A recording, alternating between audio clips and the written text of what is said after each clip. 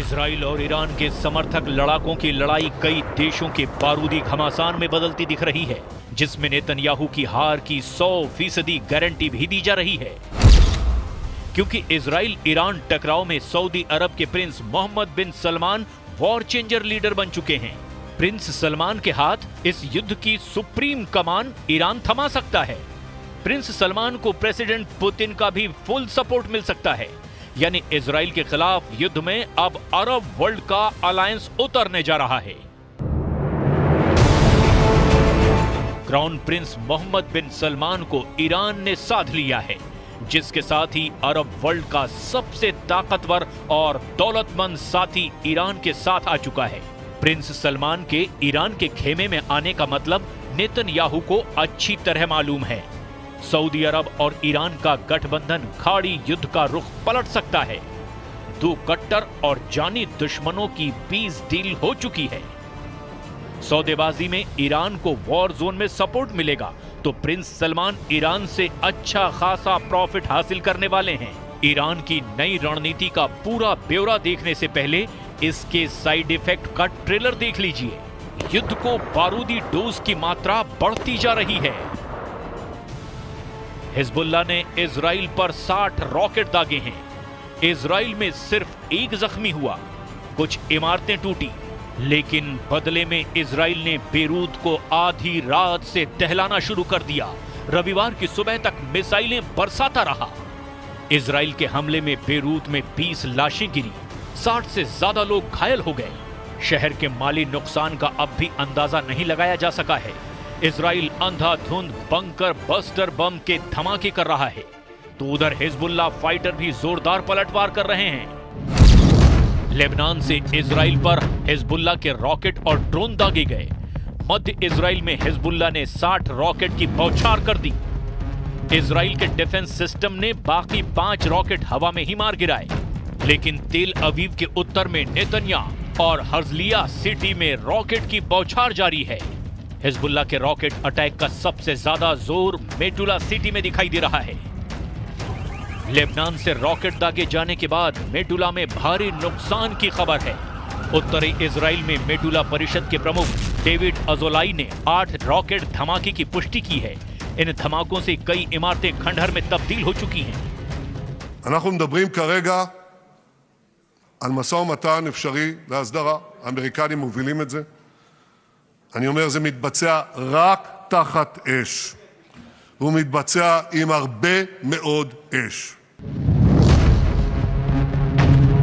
युद्ध में fighter group की पूरी तरह पिटाई के बाद तेहरान ने नया ब्लूप्रिंट बनाकर सभी सहयोगियों से मुहर भी लगवा ली है।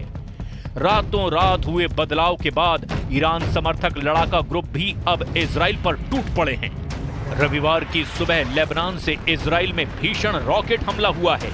वॉर जोन की त्रासदी से अलग ईरान ने जो वॉर प्लान बनाया है, उसके बाद बेरूत के बड़े बम तेल अवीव में फटने का ऐलान हुआ है। पहले से कहीं ज्यादा मिसाइलें बरसने की हुंकार भी भरी गई। लेबनान से ज्यादा तबाही इजराइल में मचाने की मुनादी ईरान ने कर दी। इजराइल को अब हिजबुल्लाह भी मारेगा, हमास भी, हूथी भी और इराकी शिया फाइटर भी। जॉइंट अटैक में इजराइल को बम बारूद से पाट देने की प्लानिंग है। इजराइल के जंगी जेटों की काट, इजराइल के टैंक, रॉकेट लॉन्चर और एयर डिफेंस सिस्टम का तोड़ जल्द इजराइल के सभी दुश्मनों के पास होगी। इजराइल के लिए अरब वर्ल्ड से ऐसी बैड न्यूज आई जिससे अमेरिका भी टेंशन में है। बाइडेन से ज्यादा परेशान 20 जनवरी को प्रेसिडेंट पद की शपथ लेने वाले डोनाल्ड ट्रंप हैं। अरब कंट्री से आए नए अपडेट ने वॉर जोन से बड़ा तहलका किया है। प्रिंस की दौलत, पुतिन के हथियार, ईरान का प्रहार, इजराइल में मचेगा हाहाकार। इजराइल के खिलाफ गठबंधन मजबूरियों से बना है। सभी के अपने अपने इंटरेस्ट हैं। सऊदी अरब, ईरान और रूस के एक पलड़े में आने की वजह आपको बताते हैं। ईरान को इजराइल से युद्ध जीतने के लिए हथियार चाहिए। ईरान को हथियार रूस देने को तैयार है, दे भी रहा है, लेकिन जंग जीतने के लिए जितने हथियार की दरकार है उतनी दौलत ईरान के पास नहीं। ईरान की मजबूरी समझी जा सकती है। तो रूस भी मुफ्त में हथियार दे नहीं सकता, क्योंकि पुतिन खुद यूक्रेन जंग में उलझे हुए हैं, युद्ध के खर्चे से परेशान हैं। पुतिन को भी युद्ध जारी रखने के लिए बेहिसाब दौलत चाहिए। ईरान से दोस्ती निभाने के लिए पुतिन हथियार देंगे, लेकिन उसकी कीमत ईरान कहां से चुकाएगा? इन सभी प्रॉब्लम का सलूशन किसी के पास है, तो वो है सऊदी अरब के क्राउन प्रिंस मोहम्मद बिन सलमान, जिन्हें ईरान के सुप्रीम लीडर अपने खेमे में लाने में लगभग कामयाब हो चुके हैं। अमेरिका ने अगर अड़ंगा नहीं लगाया तो अरब वर्ल्ड में बना नया अलायंस इजराइल को युद्ध में धूल चटा देगा। नेतन्याहू के खिलाफ ईरान ने सारे मोहरे सेट कर दिए हैं। खामनेई की वॉर डील सुपर पावर को सन्न करने वाली है। सऊदी अरब अब तक अमेरिका का सबसे बड़ा सहयोगी रहा है। प्रिंस सलमान ने अमेरिका की अनदेखी कभी भी नहीं की है। बदले हुए हालात में प्रिंस सुपर पावर को भी अनसुना कर सकते हैं, और ऐसा इसीलिए कि ईरान और सऊदी की डील डन हो चुकी है। ईरान के डिप्टी विदेश मंत्री माजिद तख्त रवंची ने सऊदी अरब के साथ स्थायी शांति की पेशकश की है। تنعقد هذه القمة امتدادا للقمة المشتركة السابقة في ظل استمرار الاعتداءات الإسرائيلية الآثمة على الشعب الفلسطيني الشقيق واتساع نطاق تلك الاعتداءات على الجمهورية اللبنانية الشقيقة। सऊदी विजिट पर पहुंचे रवंची राजनयिक संबंधों को मजबूती देने की पहल कर चुके हैं। यरूशलम पोस्ट की रिपोर्ट के मुताबिक ईरान की कोशिश सऊदी अरब से रिश्ते बेहतर करने के साथ साथ ईरान ने अब रूस के साथ भी संबंध मजबूत कर लिए हैं, जिससे ईरान ने डोनाल्ड ट्रंप को भी क्लियर मैसेज दिया है कि अरब वर्ल्ड में अब ईरान का फैसला फाइनल माना जाएगा। उधर डोनाल्ड ट्रंप युद्ध के खात्मे का नया प्लान बना रहे हैं। डोनाल्ड ट्रंप ने हमास के कब्जे से इजराइल बंधकों को छुड़ाने की नई रणनीति बनाई है। ट्रंप की प्रेस सचिव ने जानकारी दी कि वो गाजा बंधकों के लिए मुख्य वार्ताकार की भूमिका में हो सकते हैं।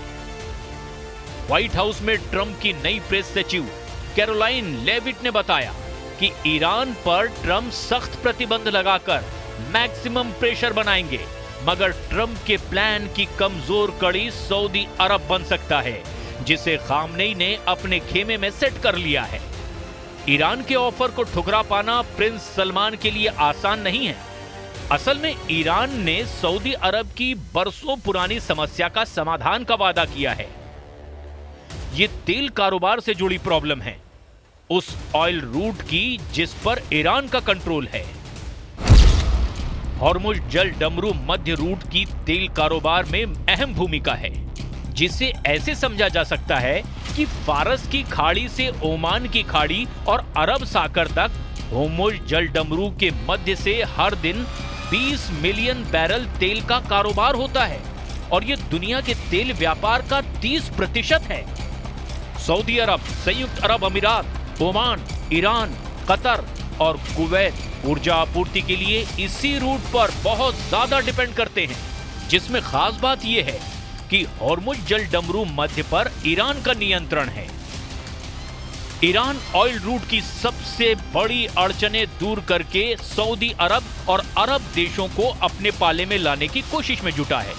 इसके साथ ही ईरान सऊदी अरब के प्रिंस के ड्रीम प्रोजेक्ट सलमान नहर को बनवाने में भी मदद कर सकता है।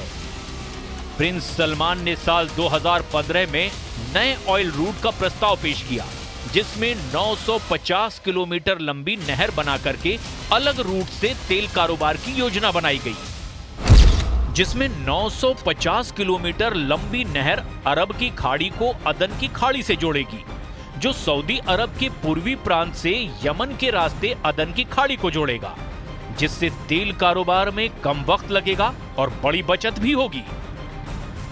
प्रिंस सलमान की सारी प्रॉब्लम सॉल्व करने के एवज में ईरान सिर्फ उनसे आर्थिक मदद चाहता है, जिससे ऐसे हथियार की खरीद की जाए जो इजराइल को युद्ध में हराने के लिए काफी हो। रूस और तुर्की के पास ऐसे हथियार हैं। प्रेसिडेंट पुतिन ने पहले भी ईरान को हथियार सप्लाई कर मुश्किल वक्त में साथ दिया है। अच्छी डील मिलने पर प्रेसिडेंट पुतिन ईरान को हर तरह से हथियार से मदद पहुंचाने से नहीं हिचकेंगे, क्योंकि उन्हें खाड़ी युद्ध में किसी भी कीमत पर अमेरिका को मात देनी है, जो इजराइल के साथ मजबूती से डटा है। सुपर पावर के खिलाफ किसी भी मोर्चे पर पुतिन उसके दुश्मनों के साथ ही होंगे, ये भी तय है। ऐसे में इजराइल का युद्ध में बचना मुश्किल होगा। रूस के हथियारों की मार दुनिया यूक्रेन युद्ध में देख रही है। हाइपरसोनिक मिसाइलों से मची तबाही ने दुनिया भर को थर्रा दिया है। नेटो जैसा सैन्य संगठन भी रूस से सीधे टकराने की हिम्मत नहीं जुटा पा रहा। ऐसे में इजराइल अकेले तमाम दुश्मनों के आगे कितने दिन टिक पाएगा, ये बताने की जरूरत नहीं। और फिर युद्ध में अमेरिका के साथ के बगैर इजराइल का बचना भी बहुत मुश्किल होगा।